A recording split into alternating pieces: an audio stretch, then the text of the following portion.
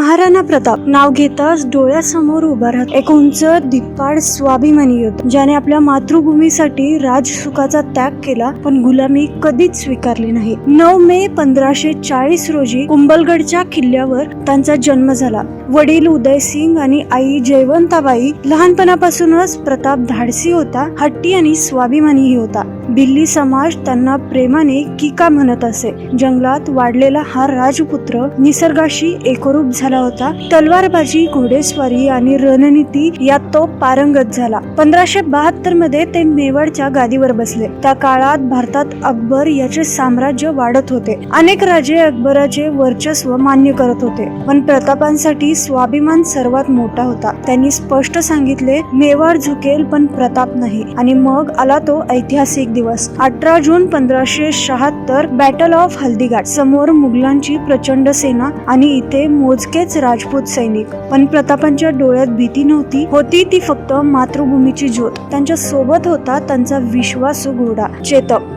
रणांगणावर चेतक वाऱ्यासारखा धावत होता. जखमी असूनही त्यांनी आपल्या स्वामीला सुरक्षित ठिकाणी पोहोचवले आणि शेवटचा श्वास घेतला. स्वामी भक्तीचे हे उदाहरण आजही इतिहासात अजरामर आहे. हळदीघाटाची लढाई जिंकली नाही, पण प्रताप हरलेही नाहीत. त्यांनी जंगलात आश्रय घेतला. कधी भाकर नव्हती, कधी मुलांना उपाशी झोपावे लागले, पण त्यांनी कधीही अकबरापुढे मान झुकवली नाही. अरवलीच्या डोंगर रांगांमध्ये राहून त्यांनी मुघलांना त्रस्त केले आणि मेवाडचा बराचसा भाग पुन्हा जिंकून घेतला. 29 जानेवारी 1579 रोजी चवंड येथे त्यांचे निधन झाले, पण त्यांचा स्वाभिमान, त्यांचे शौर्य आणि त्यांची जिद्द अमर झाली. महाराणा प्रताप केवळ एक राजा नव्हते, तर ते स्वातंत्र्याचा दीप होते. संकटे कितीही मोठी असली तरी आत्मसन्मानासाठी झगडायचे, हार मानायची नाही, हा धडा त्यांनी दिला.